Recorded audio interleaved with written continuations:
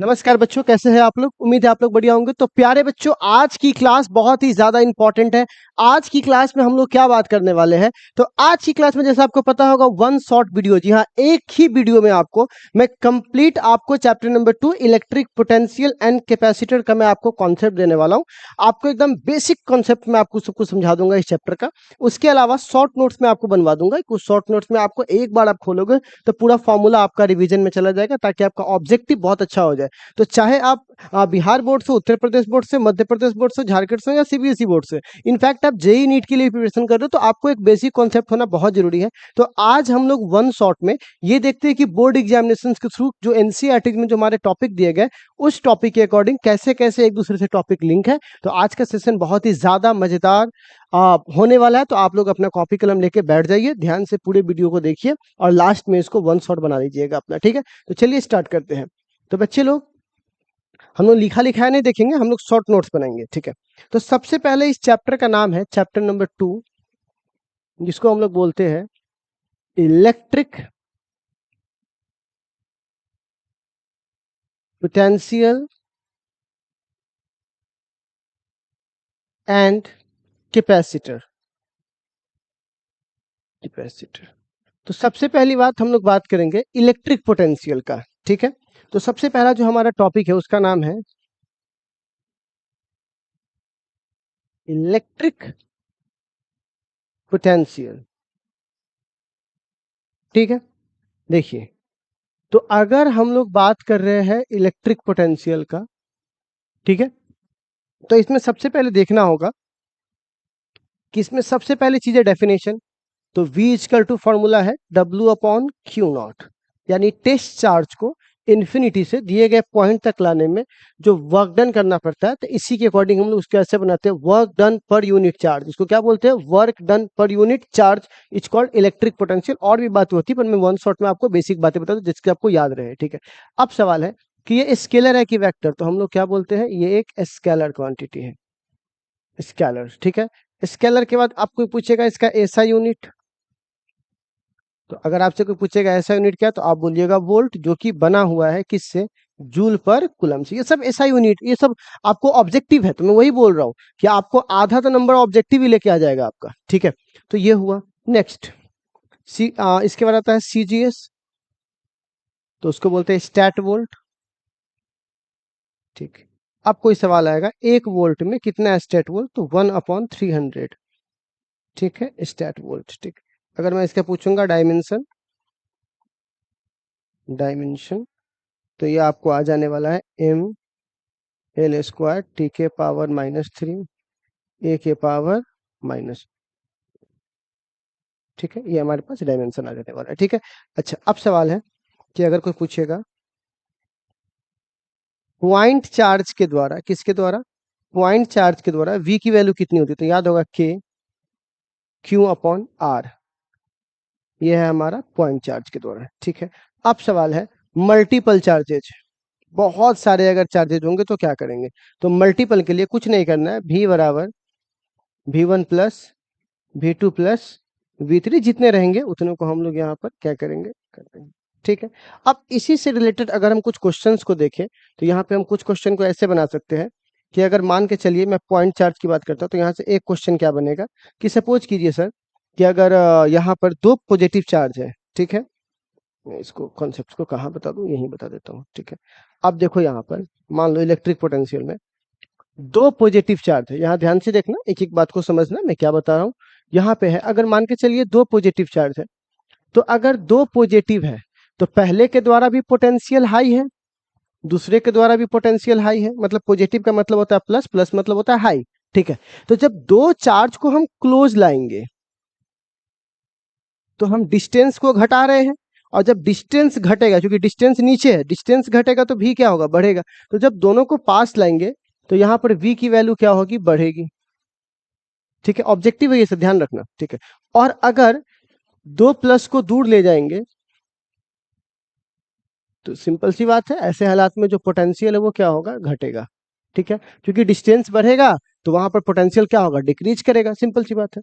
अब अगर 2 नेगेटिव के साथ अगर हम ये करें, तो आपको तो पता है कि इसके अंदर मॉड लगा हुआ तो है नहीं, तो अगर एक माइनस और एक माइनस को जोड़ेंगे तो और ना माइनस बढ़ जाएगा। -3 में -5 जोड़ेंगे तो -8 हो जाएगा, माइनस और बढ़ गया। और माइनस में बढ़ना घटना ही होता है, अगर आपका कर्जा बढ़ रहा है तो आप पीछे ही जा रहे हो अपने लाइफ में। तो कहने का मतलब यहाँ पर जो v है वो क्या हो जाएगा, घट जाएगा। ठीक, ऑब्जेक्टिव है। अच्छा, उसके बाद अगर ये माइनस दूर हो तो अगर ये माइनस दूर हो तो हम क्या बोलेंगे, भी क्या हो रहा है, बढ़ रहा है, क्योंकि एग्जैक्टली में दूर जाने पर वैल्यू घटता है। लेकिन हमारे ऊपर कर्जा जितना घटेगा जीवन में उतना आगे बढ़ेंगे। माइनस की वैल्यू जितनी घट रही, समझिए हम वैल्यू क्या हो रहा है, बढ़ा रहा है। तो ये आपके पास एक मोटा मोटी तौर पे ऑब्जेक्टिव है, ये आप देख लेंगे एक ऑब्जेक्टिव। ठीक है, कोई दिक्कत? अच्छा, फिर आता है काइनेटिक एनर्जी। तो आपको पता है एनर्जी का फॉर्मूला होता है Q इंटू भी। मतलब आप देखो ना यहाँ से W बराबर क्यू भी, तो W बराबर क्या हो जाएगा, Q नॉट इंटू भी। Q को यहाँ पर Q बोल दिया, भी को यहाँ पे भी बोल दिया, W को यहाँ पर एनर्जी बोल दी। तो एनर्जी का एक फॉर्मूला क्या हो जाएगा यहाँ पर, Q इंटू भी। ठीक है, ये हमारे पास है। अब सवाल है, अगर मान के चलिए मैं एनर्जी की बात करूं, electric potential energy, electric potential energy, तो अगर मैं इसकी बात करूंगा, शॉर्ट नोट्स में ध्यान से देखना, तो मैं आपको बता दूं कि एनर्जी का बोले हो ना, किसी चार्ज को इन्फिनिटी से दिए गए पॉइंट तक लाने में जो एनर्जी खत्म होता है, जो वर्क डन किया जाता है, उसी को हम लोग क्या बोलते हैं यहाँ पर, इस तरह से। ठीक है, तो ये हमारे पास Q इंटू भी, ये वर्क डन की वैल्यू आ गई। अच्छा, अब सवाल है ऐसा यूनिट क्या होता है, तो जूल। अच्छा, इलेक्ट्रॉन वोल्ट भी होता है, क्यू के जगह ई रख दो, भी के जगह, तो यहाँ पर एक यूनिट क्या होगा, इलेक्ट्रॉन वोल्ट। तो आपको पता है ना एक इलेक्ट्रॉन वोल्ट में कितना होता है, 1.6 10⁻⁻19 जूल। ठीक है, तो एक ऑब्जेक्टिव आपका ये भी आ जाएगा कि एक इलेक्ट्रॉन वोल्ट में कितना जूल होता है, तो 1.6 × 10⁻⁻19 जूल। ठीक है, अब क्वेश्चन आता है, जो हमने मल्टीपल चार्जेस किए हैं, क्या इस पे कुछ न्यूमेरिकल कॉन्सेप्ट भी है? बिल्कुल न्यूमेरिकल कॉन्सेप्ट है, तो मैं यहाँ पे लिख देता हूँ न्यूमेरिकल कॉन्सेप्ट। जैसे एक चार्ज यहां हो Q1, दूसरा चार्ज यहां हो माइनस। ठीक, तो कहां पर पोटेंशियल जीरो होगा? ठीक है, हमें ढूंढना है पोटेंशियल जीरो किस पॉइंट पर होगा, वो पॉइंट हमको बताना है। एकदम सिंपल सी बात है। ठीक है, ये एनसीईआरटी में भी क्वेश्चन है और हमारे बोर्ड एग्जाम्स में भी क्वेश्चन आते रहते हैं ऐसे टाइप के। तो इसमें कुछ ऐसे न्यूमेरिकल्स है जिससे क्वेश्चन आते हैं, वो मैं डिस्कस आपको कर देता हूँ, क्योंकि थ्योरी भी उतना ही इंपॉर्टेंट है जितना न्यूमेरिकल है। क्योंकि इस चैप्टर में न्यूमेरिकल आ रहा है और हम पढ़ा रहे थ्योरी और न्यूमेरिकल आ जाए तो आपके लिए उस थ्योरी का कोई काम नहीं होगा, अगर आप नहीं बना पा रहे हो तो। दैट्स व्हाई मैं यहाँ बोल रहा हूँ न्यूमेरिकल्स की तरफ चलेंगे थोड़ा सा। तो वी की वैल्यू तो क्या करेंगे, एक यहाँ पे 2 पॉइंट हम लोगों को मानना है। ठीक है, इसके बीच की दूरी मान के चलिए यहाँ पे R है। ठीक है, तो एक तो अंदर जीरो होगा, तो अंदर मान के चलिए कोई ऐसा जगह है जहां पर ये जीरो होगा, उसको मैं x मान लेता हूं। ठीक है, या a मान लूं, ज्यादा अच्छा रहेगा a। तो मैं यहाँ पर क्या लिखूंगा, v बराबर v1 प्लस v2। और आपको पता है कि v की वैल्यू जीरो है, टोटल वैल्यू क्या है, जीरो। और इसका फॉर्मूला क्या होगा, k q1 q2, चूंकि एक प्लस है और एक माइनस है, और बट्टा बीच की दूरी a, प्लस फिर क्या होगा k q1 q2, बीच की दूरी तो r माइनस ए, ये पूरा r है, ये a है, तो ये कितना हो जाएगा, r माइनस ए। अब यहाँ पर होगा क्या, ठीक है ना। अच्छा, पोटेंशियल निकाल रहे हैं ना, सॉरी, तो यहाँ पर एक, ये मैंने 2 क्यों लिख दिया, मुझे वर्क डन का याद आ गया था। ठीक है, तो पहले के द्वारा पोटेंशियल, दूसरे के द्वारा पोटेंशियल, एक माइनस होगा तो माइनस वाले को उधर भेज देंगे, उसके बाद कट जाएगा, कटने के बाद जो हमारा वैल्यू आएगा वहां से हम ए का मान निकाल लेंगे। तो एक तो ये वाला प्रोसेस हुआ इनसाइड के लिए। अब सपोज कीजिए मुझे आउटसाइड के लिए बात करना हो, ठीक है, आउटसाइड के लिए, तो आउटसाइड के लिए आपको यहां मानना पड़ेगा। तो इस दूरी को यहां से लेकर यहां तक b माना जाएगा। एक अंदर भी जीरो होता है, एक बाहर भी जीरो होता है, 2 जगह जीरो होता है। हमने एनसीईआरटी के सवाल में किया था, एनसीईआरटी में, मैं एक बार रिवीजन करवा रहा हूं। तो v बराबर फिर क्या होगा, v1 प्लस v2 आउटसाइड के लिए, तो v बराबर 0, v1 का मान k q1, और यहां से लेकर यहां तक की दूरी b, प्लस k Q2, लेकिन Q2 माइनस में होगा, जब तुम इसका वैल्यू रखना तो माइनस में रखना, अपने उधर जाके प्लस हो जाएगा। और बट्टे बीच की दूरी, तो देखो इतना दूरी चाहिए, टोटल b है और इतना r है, तो हो जाएगा b माइनस r। अब बस यहां से इधर भेज करके और यहां से b का मान निकाल लेंगे। ठीक है, तो ये एक तरीका है हमारे पास इस तरह के न्यूमेरिकल्स को सॉल्व करने का, इस वाले प्रोसेस में। ठीक है, नेक्स्ट एनसीईआरटी में भी क्वेश्चन है इसमें, शायद ये पहले दूसरा नंबर होगा। फिर आता है एक ऐसा क्वेश्चन जिसमें 3 चार्ज है और बोल रहा है यहाँ पे पोटेंशियल निकाल के दिखाइए, दूरी बराबर है। तो v बराबर क्या लिखूंगा, v1 plus v2 plus v3। अब सब में पोटेंशियल एक जैसा है, तो सिंपली मैं बोल सकता हूँ कि तीनों भी बराबर होगा, 3v, और v का मान रख दीजिए कितना, 3 के क्यू बट्टे आर। अगर स्क्वायर होता तो फिर स्क्वायर के लिए करते। तो ये बेसिक्स है, हमारे एनसीईआरटी में हेक्सागोनल दिया तो 6 से मल्टीप्लाई करते क्योंकि 6 पॉइंट वहां पे होते हैं। ठीक है, खैर अब एक और इंपॉर्टेंट सवाल है, याद कीजिए, एक न्यूमेरिकल कॉन्सेप्ट है ये भी। ठीक है, एक ट्रायंगल था और ट्रायंगल के तीनों कॉर्नर पे इन्फिनिटी से चार्ज लेकर आ रहे थे, Q1 Q2 Q3। तो आपको याद होगा जब मैंने आपको ये वाला पार्ट पढ़ाया था तो बोले थे कि पहली बीवी को लेकर आओगे तो कोई समाज आपका विरोध करने वाला नहीं है, तो पहला के द्वारा कोई वर्क डन नहीं होगा, 0। अगर दूसरी बीवी को लेकर आओगे तो जो पहली बीवी होगी वो झगड़ा करेगी, तो आपको काम करना पड़ेगा किसके अगेंस्ट, 1 2 के अगेंस्ट, बीच का दूरी r। और जब हम तीसरी को लेकर आएंगे तो क्या करना पड़ेगा, पहला वाला भी झगड़ा करेगा और दूसरा वाला भी झगड़ा करेगा। तो पहले वाले का मान क्या होगा, के Q1 Q2 अब बट्टे आर, और दूसरे वाले का मान के Q1 Q3 और इसकी दूरी, और सबको जोड़ दो, फिर W1 को W2 को W3 को जोड़ दो, हमारा टोटल वर्क डन निकल गया। यही हमारा सिंपल सा थ्योरी था। तो ये हमने अभी आपको देखा इलेक्ट्रिक पोटेंशियल के एक बेसिक थ्योरी के बारे में। ठीक है, अब इसके अंदर एक चीज आपको और दिखाई देगा, दो चीज, एक डाइपोल वाला केस और एक इक्विपोटेंशियल सरफेस का केस। ठीक, तो अगर मैं यहाँ पे बात करूंगा किसकी, इलेक्ट्रिक डाइपोल। ठीक है, तो जब मैं डाइपोल के संदर्भ में बात करूंगा तो सबसे पहले तो मैं यहाँ वर्क डन लिखूंगा कि जब एक डाइपोल को यूनिफॉर्म इलेक्ट्रिक फील्ड में डाला गया तो वर्क कितना करना पड़ा। तो शायद आपको याद होगा, हम लोग बेसिक रूप में लिखते हैं, ठीक है ना, डेल्टा डब्ल्यू बराबर माइनस पीई, तो माइनस को तो हटा दो क्योंकि माइनस को हम लोग अंदर मल्टीप्लाई कर देते हैं, PE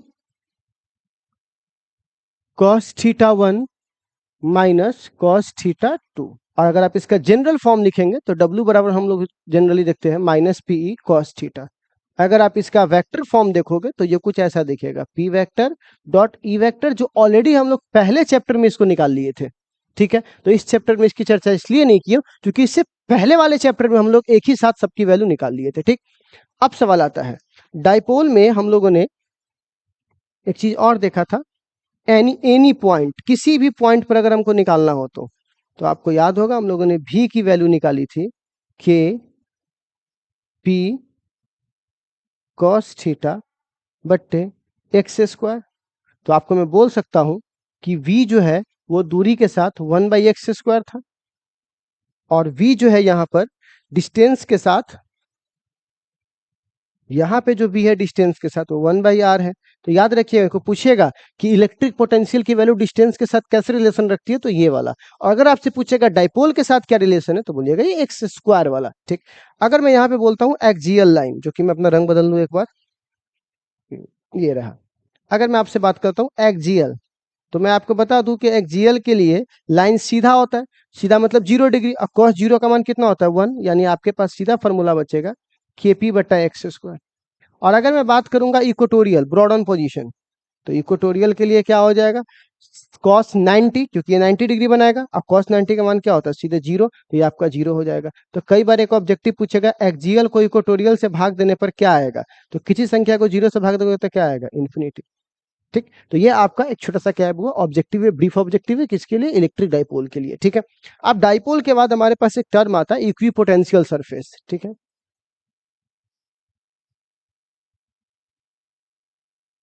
equipotential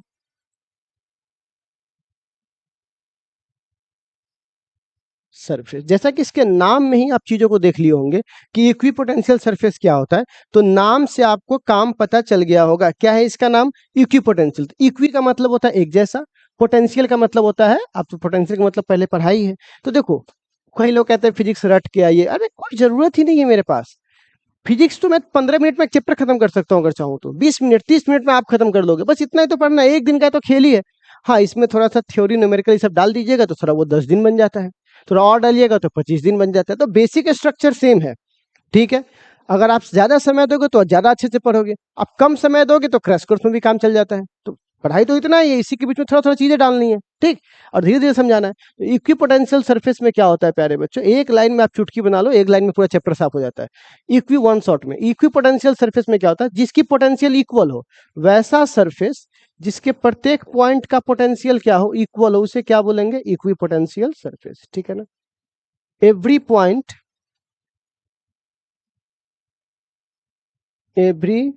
point has equal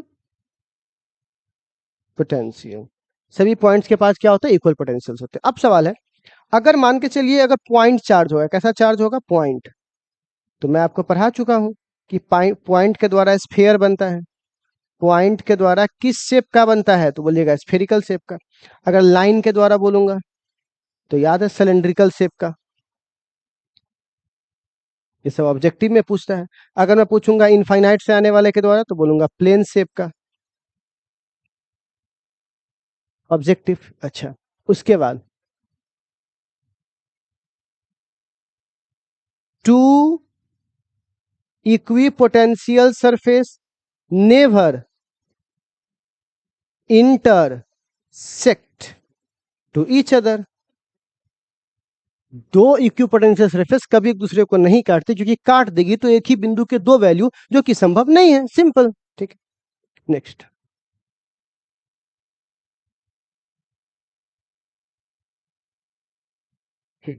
अच्छा, अब सवाल है कि ये तो हो गया। अच्छा, अब सवाल है कि मान के चलो मैं इसको मूव करवाता हूं, एक चार्ज को इक्विपोटेंशियल सरफेस के एक पॉइंट से दूसरे पॉइंट तक मूव कराएंगे तो वर्क डन कितना होगा? तो इसका वर्क डन 0 होगा। क्यों 0 होगा? इसलिए वर्क डन 0 होगा, ठीक है ना, इसलिए वर्क डन 0 होगा क्योंकि पोटेंशियल का कोई डिफरेंस ही नहीं है। और जब पोटेंशियल का डिफरेंस नहीं है तो ऊपर वाला जो यहाँ पर W बराबर क्यू गुने भी लिखोगे तो वहां पर भी क्या हो जाएगा? 0। जब भी 0 तो पूरा वैल्यू 0 हो जाएगा, तो इसीलिए कोई वर्क डन नहीं होगा, क्योंकि कोई अलग पोटेंशियल नहीं है। ठीक है, सिंपल। एक पोटेंशियल में कोई दिक्कत नहीं है, जब तक पोटेंशियल चेंज नहीं होगा तब तक आपको वर्क करने की कोई जरूरत नहीं है। ठीक है, अच्छा, नेक्स्ट। तो हमारा हम लोगों ने अभी ये वाला पॉइंट हम लोगों ने देख लिया। ठीक है, तो हम लोगों ने एक पोटेंशियल खत्म कर लिया। देख लीजिए हम लोगों ने इलेक्ट्रिक पोटेंशियल खत्म कर लिया है। अब हमें आना है कैपेसिटर पर। एक भाग हमने खत्म कर लिया है पोटेंशियल, अब हमें कहाँ जाना है? कैपेसिटर पे। तो शायद आपको ये 15 मिनट के अंदर आप ये चीजों को देख लिए होंगे कि कैसे हमें एक चैप्टर का ये पूरा पार्ट हमें ध्यान रखना है। अब नेक्स्ट आता है कैपेसिटर क्या है। तो कैपेसिटर एक बहुत ही मजेदार टॉपिक है, पढ़ा चुका हूं मैं आपको कैपेसिटर। फिर से एक बार मैं रिपीट करवा दूं, फिर से एक बार बिखर जाते हैं। चलिए, नेक्स्ट हमारे पास टॉपिक क्या है? कैपेसिटर। ठीक है, अब सवाल है कैपेसिटर क्या होता है। तो मैं आपको पढ़ा चुका हूं कि कैपेसिटर कहता है, ठीक है, यहां पर कि लार्ज अमाउंट ऑफ एनर्जी। कैसा एनर्जी? लार्ज एनर्जी कौन से स्पेस में रहे? स्मॉल स्पेस में।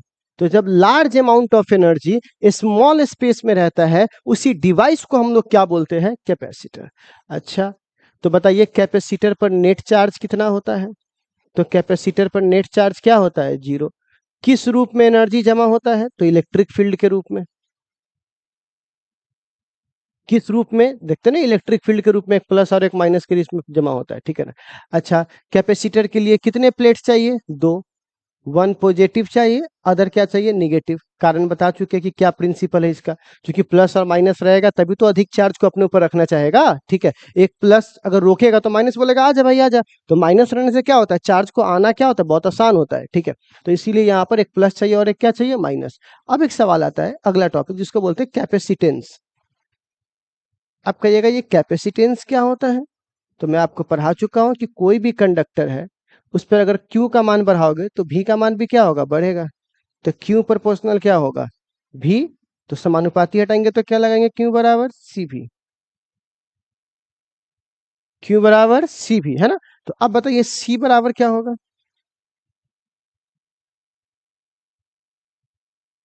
Q by V। ठीक है, ठीक है। तो कहा जाता है कैपेसिटेंस किसे कहते हैं? तो एक तो ये रेशियो वाला परिभाषा बोल सकते हो, दूसरा क्या बोल सकते हैं? The capacity of store energy in capacitor is called capacitance. ठीक है, डेफिनेशन तो आपको ऑलरेडी पता होगा, मैंने डाल दिया था आपको वहां पे, कॉपी वगैरह मैंने लिखवा दिया था। ठीक है, अब यहाँ पर नेक्स्ट है, ये भी स्केलर है। अच्छा, अब आता है इसका एसआई यूनिट। तो मैं आपको बता दूं कि इसका एसआई यूनिट फराड होता है। नॉट फराड, इट्स फराड, यानी ये बना हुआ है कुलम अपॉन 1 वोल्ट से, ठीक है। तो चलिए ये हमारा क्या हुआ, फराड है। अब सवाल है इसका डायमेंशन क्या है। तो भाई डायमेंशन तुम्ही को देखना पड़ेगा, हम तो बस अंदाजा लगा रहे हैं। m के पावर -1, l के पावर -3, t के पावर -3 और a के पावर नहीं, t के पावर -4 होगा शायद, माइनस नहीं +4, और a के पावर ये क्या हो जाएगा 2, देख लेना अपने हिसाब से, ठीक है ना। मैं बस अंदाजा लगा के लिखा हूँ, कोई रट के थोड़ी ना घूम रहा हूँ, ठीक है। तो ये हमारे पास हो गया डायमेंशन, ठीक है। अब सवाल है कि कैपेसिटेंस हो गया, ये सारी चीजें हो गई। तो अब सवाल है कि क्या ये कैपेसिटी अगर मुझे बोलेगा स्फेरिकल कंडक्टर का निकाल के दिखाओ, किसका निकाल के दिखाओ मेरे को, स्फेरिकल। तो याद होगा स्फेरिकल कंडक्टर का मैंने निकाला था, तो ये था। तो आपको पता होगा C बराबर फॉर्मूला आया था, ठीक है ना, 4 पाई epsilon नॉट r, याद आया। तो ये C किस पे डिपेंड कर रहा था बुआ, R पे, ठीक है। तो ये हमारे पास क्या था, एक ये चीज था। अब सवाल है कि जो इसकी कॉम्बिनेशन है वो कैसे करेंगे। कॉम्बिनेशन, तो दो तरह के कॉम्बिनेशन थे कैपेसिटर्स के, ठीक है ना। पहला कॉम्बिनेशन को बोलते हैं सीरीज, ठीक है, और दूसरा को क्या बोलते हैं बुआ, पैरेलल, ठीक है। यहां से लिखता हूं सीरीज, और ये क्या है, पैरेलल, ठीक है। तो कोई अगर आपसे पूछता है कि भैया सीरीज और पैरेलल किसे कहते हैं, तो आप सिंपली कहिएगा कि देखिए वैसा कॉम्बिनेशन जिसमें चार्ज की वैल्यू क्या हो, सेम हो, बट पोटेंशियल की वैल्यू क्या हो, डिफरेंट हो, ठीक। और पूछेगा बताइए तो पैरेलल किसे कहते हैं, तो बोलिएगा चार्ज की वैल्यू डिफरेंट हो और पोटेंशियल की वैल्यू क्या हो, सेम हो, ठीक है। ओके। अब एक सवाल आता है कि ठीक है पिक्चर बना के दिखाइए। तो ये रहा आपके पास,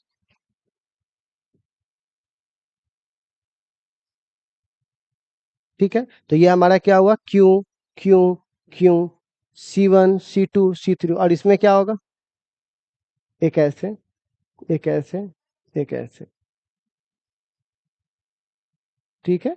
इसमें क्या होगा, C1 C2 C3, voltage same होगा और चार्ज क्या होगा, डिफरेंट डिफरेंट होगा, ठीक है। अगर एक तो इसकी जो वैल्यू होगी वो कितनी होगी, याद होंगी। तो यहाँ पे क्या डिफरेंट होगा, तो 1/CS बराबर होगा 1/C1 plus 1/C2 plus 1/C3, ठीक। इसका क्या होगा, CP बराबर, तो C1 plus C2 plus C3, ठीक। अब एक सवाल आता है, चूंकि ये भाग में है इसीलिए इसको बोलेंगे मिनिमम, ठीक है। तो अगर मैं दो के लिए चेक करूं तो याद है C1 × C2 बट्टा C1 प्लस C2, दो के लिए। और अगर n के लिए चेक करूं तो याद है C बट्टा n, 1/C प्लस 1/C, है ना ये। और अगर मैं यहाँ पे बात करूँ C मिनिमम दो, ये मैक्सिमम होगा क्योंकि ये जोड़ है, तो जोड़ने पर वैल्यू क्या होता है, बढ़ता है। तो जब ये इसको लिख सकता हूँ C1 प्लस C2, और अगर इसको मिनिमम लिखा जाए एक जैसा रहेगा तो n गुने C 9C, ठीक। तो इस दोनों का रेशियो भी निकालने के लिए बोलता है, पता है आपको। तो रेशियो कैसे निकालेंगे, तो आपको पता है ना यहाँ पर कि यहीं पे मैं लिख देता हूँ, ठीक है, कि अगर CS बट्टा CP का रेशियो निकालो तो C अपॉन n बट्टा NC, तो C से C कट जाएगा, क्या हो जाएगा 1/n²। और अगर उल्टा कर दो CP बट्टा CS का रेशियो तो सीधे क्या होगा, n²। तो ये सब ऑब्जेक्टिव के लिए आपको काम आता है। अब इस पे क्वेश्चंस भी आपके बहुत सारे हैं, क्वेश्चन एनसीईआरटी में भी है, या आपने कई ऐसे ऐसे क्वेश्चंस देखे होंगे इस टाइप के। अगर आपने इसका रूप देखा होगा तो आपने ऐसे क्वेश्चन देखे होंगे इसमें, ठीक है, जिसमें एक ये रहता है, फिर एक कैपेसिटर, दूसरा कैपेसिटर, फिर इस तरह से तीसरा कैपेसिटर। इस दोनों को पैरेलल में सॉल्व करेंगे, इसको सीरीज में करेंगे। दूसरा इस तरह के रहते हैं जिसमें कॉम्प्लेक्स सर्किट है और कॉम्प्लेक्स सर्किट को हमको सिंपल सर्किट में बदलना था, तो हम लोगों ने इस तरह के भी क्वेश्चंस को देखे।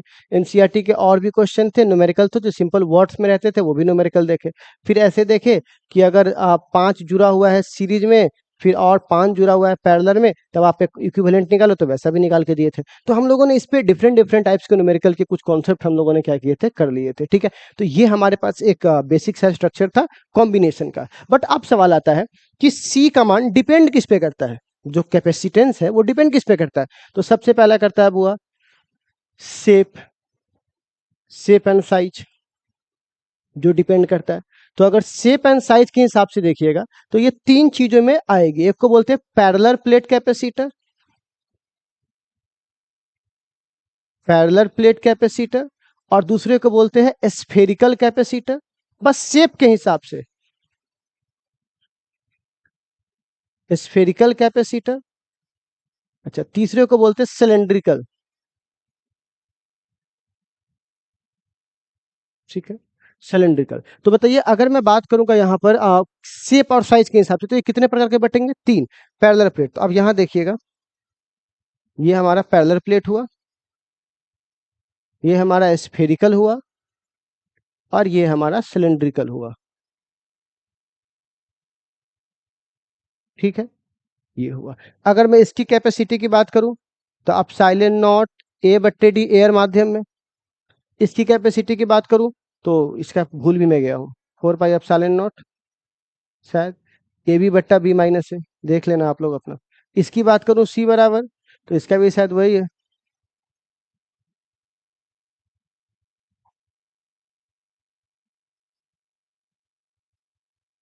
लेमडा बट्टा 2 पाई अब silent not L N R L N B बट्टा है, देख लेना अपना।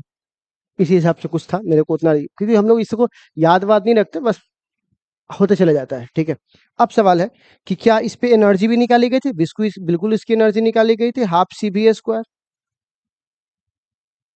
हाफ क्यू इंटू भी, half Q square upon C. तो ये सारी एनर्जी थी।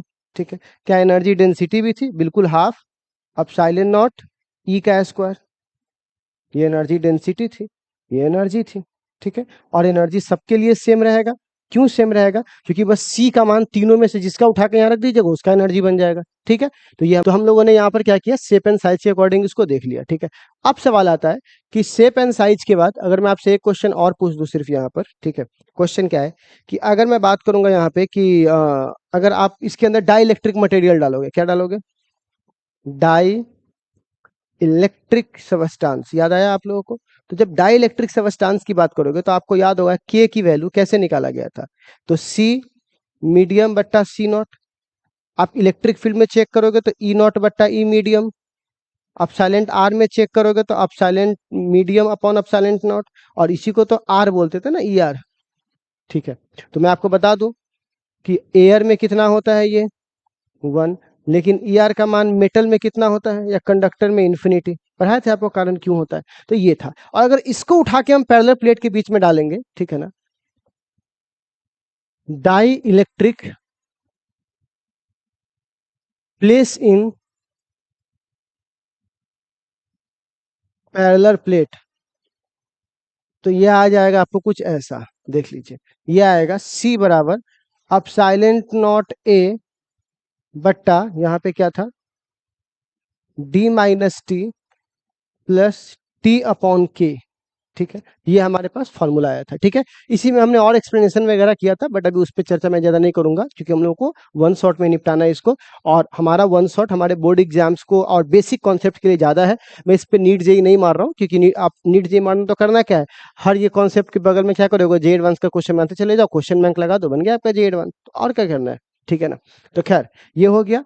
और इसी के केसेस डिस्कस करना पड़ेगा, इसको ऑब्जेक्टिव और मान के चलिए 3 होगा तब क्या होगा, 4 होगा तो वो सब थोड़ा बहुत ज्यादा हो जाएगा। हम लोग यहाँ बोर्ड के लिए देख रहे हैं, तो हमारे लिए इनफ हो जाएगा। ठीक है ना, इतना में हमारा अच्छा खासा काम चल जाएगा, टाइम लैग भी कम होगा। ठीक, तो हमें पहले पता होना चाहिए कि क्रिकेट में हम लोग खेल क्या रहे हैं, 2020 खेल रहे हैं, तो टेस्ट खेल रहे हैं, तो जिसके अकॉर्डिंग खेलना होता है अपनी बैटिंग उसी के अकॉर्डिंग करनी होती है। ठीक है, तो अब देखो ये हमारे पास है।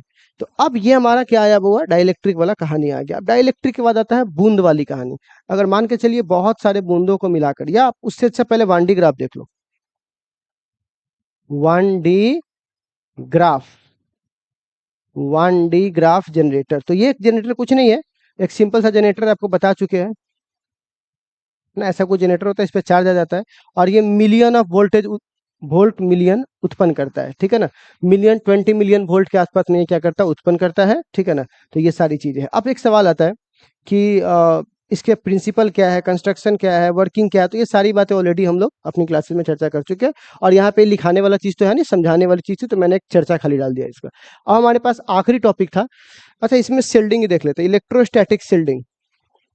आप लोग पूरा लिखना। इलेक्ट्रोस्टैटिक शिल्डिंग क्या है? तो किसी कंडक्टर के अंदर इलेक्ट्रिक फील्ड क्या हो जाए, जीरो, जैसे कि कार, इलेक्ट्रिक फील्ड क्या हो जाए, जीरो। तो ऐसे फिनोमेना को हम लोग क्या बोलते हैं बुआ, इलेक्ट्रोस्टैटिक शिल्डिंग बोल देते हैं। अब सवाल है ड्रॉप प्रॉब्लम। तो ड्रॉप प्रॉब्लम में क्या होगा, सिंपल सी बात है, अगर बहुत सारे ड्रॉप्स को मिला करके हम एक कर रहे हैं, ठीक, तो अगर हमसे पूछेगा रेडियस का फॉर्मूला क्या है, तो बोलेंगे n के पावर 1/3 इंटू आर, याद आया, पढ़ाए थे हम लोगों ने। फिर बोलेंगे पोटेंशियल का क्या है, तो n के पावर 2/3 इंटू भी। फिर पूछेंगे कैपेसिटी का क्या है, तो n के पावर 1/3 इंटू सी। और फिर पूछेगा यहाँ से एनर्जी है कितना है, तो n के पावर 5/3 इंटू सी, सी बोलते हैं यू। तो ये हमारे पास क्या हुआ, पूरा एक ड्रॉप प्रॉब्लम से लेकर के सारे प्रॉब्लम्स का यहाँ पर क्या था, जड़ था, ठीक है। इतना ही हम लोगों को देखना है प्यारे बच्चों। इसके बाद हमारा ये जो टॉपिक है, जो चैप्टर है, बस इतना के बाद हमारा क्या हो जाता है, एक तरह से खत्म हो जाता है। तो हम लोगों ने अभी क्या देखा, सो देखिए, सबसे पहले इसको हम लोगों ने दो पार्ट में देख लिया। यहाँ से लेकर यहाँ तक के पार्ट को हम लोगों ने क्या बोला, कैपेसिटर बोला, ठीक है, और सॉरी पोटेंशियल बोला। और यहाँ से लेकर यहाँ तक के बात को हमने क्या बोला, कैपेसिटर बोला, ठीक। अब इतना बात अगर आपको याद है तो मोटा मोटी तौर पे आपको लगभग लगभग सारी कहानी इसकी याद हो चुकी है। जिस दिन आपको रिवीजन करने का एक बार मौका मिला, एक बार इस चार्ट को अगर आप पलटा लीजिएगा तो आपको पूरा चैप्टर रिवाइज मोड में आ जाएगा कि हाँ, ऐसे हमें इतनी इतनी सारी बातें इसमें पढ़नी है। डिटेल पढ़ने के लिए फिर आप नोट्स में जाइए, फेयर पढ़िए, बट इतनी चीजें जो आपको दिमाग में याद रख के चलनी, वो फेयर याद करके आप नहीं रह सकते, लेकिन इसको याद करके आसानी से जा सकते हो। और अगर जिस दिन आपका ऑब्जेक्टिव का टेस्ट हुआ, उस दिन अगर आप इतना देख के चले तो आपका ऑब्जेक्टिव 100% सारा का सारा बन जाएगा, बिहार बोर्ड लेवल का जो भी आपका बोर्ड एग्जाम्स होता है उसके लिए, ठीक है। बाकी नीट जेईई के लिए तो अपना करते हो जो करना है। तो प्यारे बच्चों, इतना बात आप लोगों को समझ में आए तो प्लीज आपसे रिक्वेस्ट है कि ये जो सेकंड चैप्टर का मैंने आपको वन शॉट करवाया है, इसको एक बार बढ़िया से लिख लीजिए। एक बढ़िया से बड़ा सा जो A3 वाला पेपर आता है उस पर लिख करके पहले चैप्टर को जैसे लिखे थे सेकंड को लिख दीजिए, और इसके बाद इसका वन शॉट बना करके, और आप लोग आराम से इतना फॉर्मूला याद करके रहिए, आपको कभी आने वाले चैप्टर्स में या इसी चैप्टर में कभी कोई दिक्कत नहीं होगा, ठीक है। तो आज के लिए बस इतना ही, अगली मुलाकात होगी अगली क्लास में, तब तक बाय बाय, टेक केयर, सब लोग अपना ख्याल रखिए।